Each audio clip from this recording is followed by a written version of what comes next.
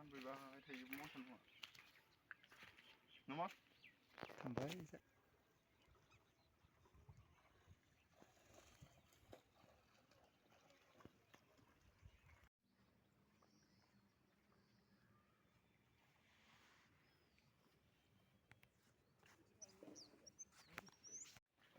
सिङावबो थाबायनानैहाय